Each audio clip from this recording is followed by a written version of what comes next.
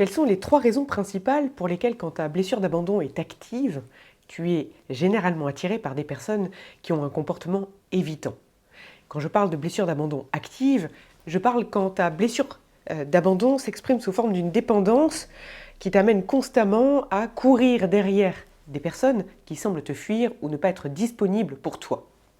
Alors on va voir 2 raisons au départ qui sont plutôt liées justement à la blessure et surtout à confirmer ce en quoi tu crois, et une autre raison qui à mon sens est liée à tout comportement humain, à tout être humain, puisque ça nous concerne qu'on ait cette blessure activée ou pas. Alors la première des raisons, à mon sens, eh bien, elle vient justement du fait que comme je suis persuadée, à cause de cette blessure-là, qu'est-ce qu'elle répète cette blessure-là? Qu'en fait, j'ai pas de valeur. Donc forcément, je vais être attirée par quelqu'un qui vient me confirmer ça. Puisque comme cette personne s'éloigne sans arrêt de moi, eh bien ça vient me confirmer qu'en fait, c'est probablement que je n'ai aucune valeur. Et pourquoi je suis encore plus attirée par cette personne? Eh bien c'est parce qu'à l'intérieur de moi, il y a une petite voix qui dit, si cette personne-là, qui semble finalement ne s'attacher à personne, elle s'intéresse à toi, alors tu pourras enfin penser que peut-être tu as de la valeur. Mais quelqu'un qui voit déjà ta valeur, tu te dis non, cette personne-là, je m'en méfie et je ne vais pas lui accorder de crédit parce qu'elle ne vient pas confirmer ton schéma exactement sur ce que tu as besoin de réparer en toi. Tu me suis? Et je fais une parenthèse pour bien faire un distinguo entre une personne qui a une personnalité relationnelle évitante et une personne qui est finalement bien dans sa vie et qui ne s'intéresse pas à toi simplement justement à cause de la blessure qui vibre et qui la fait fuir. Et si tu veux bien faire le distinguo entre ces 2 personnes-là, je t'invite à regarder une autre vidéo que j'ai faite sur le sujet, où justement, comment démasquer une personne qui a une personnalité évitante, parce que celle-là, finalement, si elle ne se répare pas à l'intérieur, qu'elle ne fait pas un gros travail en elle, elle finira jamais par être attirée par toi, même si tu fais un travail colossal dans ton système intérieur pour réparer ta blessure d'abandon. Donc, malheureusement, dans un schéma comme ça, j'aime pas le dire, mais il y a une grande chance que tu perdes ton temps.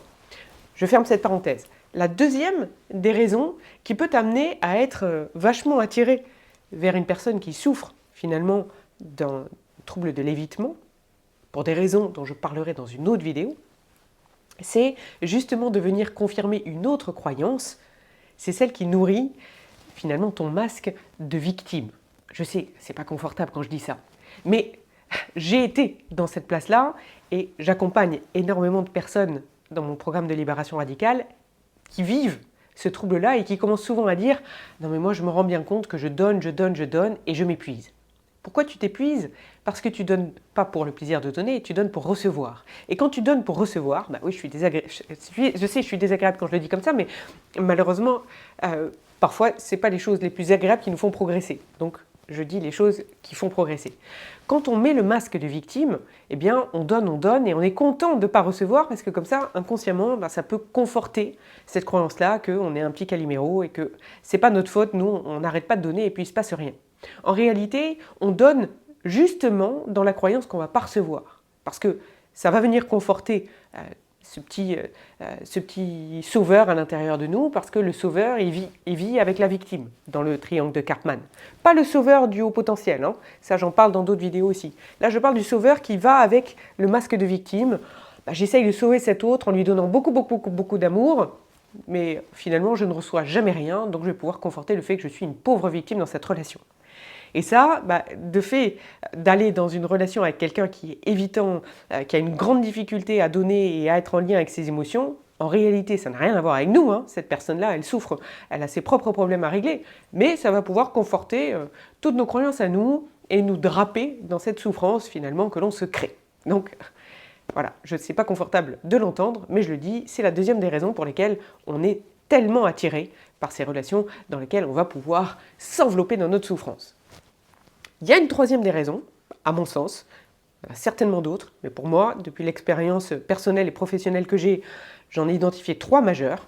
Et la troisième, par contre celle-là, elle est plutôt saine et elle est liée à tout être humain et à ce désir profond intérieur, même s'il est inconscient, de progresser dans le cheminement de la connaissance de nous et dans le développement de ce que l'on aimerait être. Et au final, quand on souffre de dépendance affective et qu'on a une blessure d'abandon très active, on a une grande difficulté à nous aimer, à embrasser une estime de nous, à reconnaître notre valeur, à être bien finalement avec qui l'on est. Et on cherche sans arrêt les preuves à l'extérieur qui viendraient peut-être nous rassurer sur notre valeur. Alors qu'en face de nous, on a quelqu'un qui a un comportement évitant. Et encore une fois, ce comportement-là, parfois il est lié à une blessure, parfois il est lié à un gros travail de la personne. Pour faire la distinguo, comme je l'ai dit tout à l'heure, je renvoie à une autre vidéo. Quand en face de moi, j'ai quelqu'un qui semble, de toute évidence, plutôt bien avec lui-même, plutôt bien avec... c'est trompeur parfois, parce que quand c'est une blessure, c'est pas la réalité. Mais en face de moi, j'ai quelqu'un qui visiblement n'attend rien après moi, puisque j'ai le sentiment que cette personne, au contraire, elle me fuit, elle est fermée, elle contrôle ses émotions. Moi qui suis en incapacité de faire ça, quelque part ça m'attire. J'ai des lumières dans les yeux parce que je suis en admiration devant un tel comportement. Ce n'est pas la personne en face de vous qui vous attire, c'est cette capacité à être aligné, en tout cas à sembler l'être et à être finalement maître de sa vie, que vous avez particulièrement envie de développer.